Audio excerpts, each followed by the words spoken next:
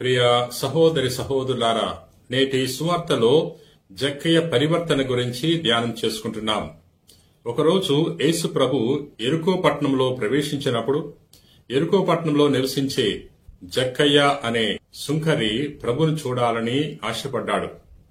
ప్రభుని చూడటానికి వెళ్ళినప్పుడు అతడు ప్రభుని చూడలేకపోయాడు. ఎందుకంటే ప్రభు చుట్టూ అనేక మంది ప్రజలు అడ్డుగా ఉన్నారు. ప్రభుని చూడటానికి తన పొట్టితనం కూడా అడ్డు వచ్చింది.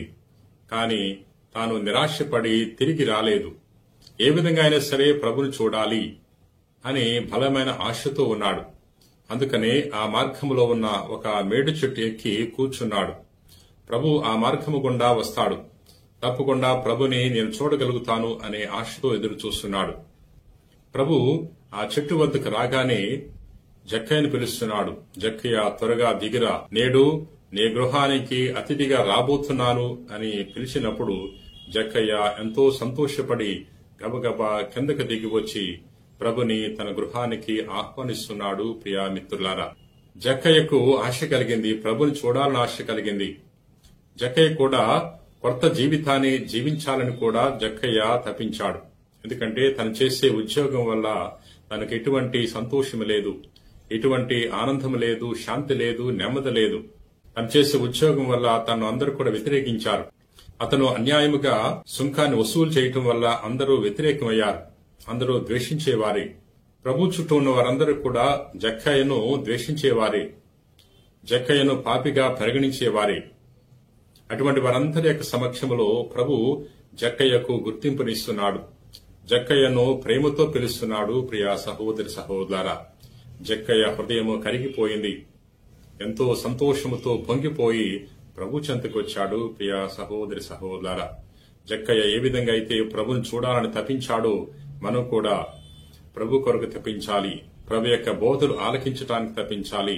ప్రభు యొక్క అనుభూతిని పొందుకోవటానికి మనము తపించాలి. ప్రియా సహోదరి సహోదరులారా, ప్రభు జక్కయ్యను పిలిచాడు, పేరు పెట్టి పిలిచాడు. జక్కయ్య, త్వరగా దిగిరమ్మన్నాడు. అదే విధముగా ప్రభు ఈ రోజు మనకు కూడా తెలియజేస్తున్నాడు, మనల్ని కూడా పేరు పెట్టి పిలుస్తున్నాడు.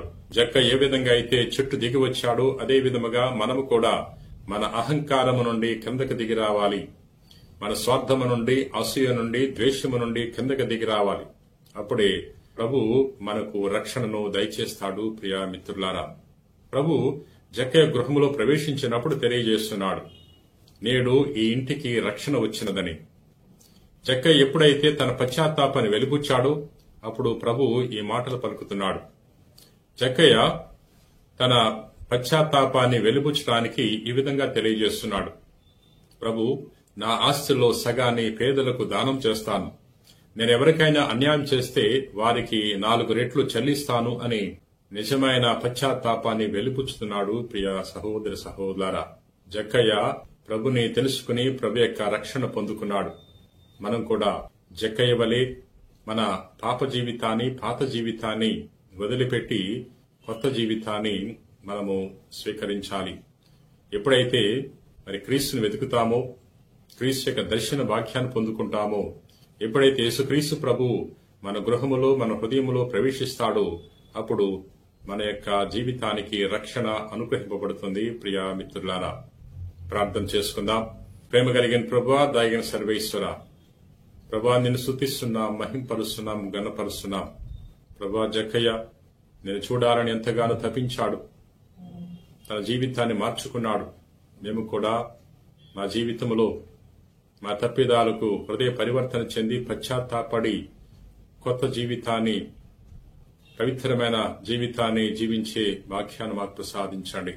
ప్రభా, ఈ రోజున ఎవరెవరైతే ఈ వాక్యాన్ని ఆలకించి ప్రార్థన చేయుచున్నారో అటువంటి వారందరినీ కూడా పేరు పేరున దీవించమని మా నాథుడైన క్రీస్తు ద్వారా మనవి చేయుచున్నాం తండ్రి. ఆమేన్.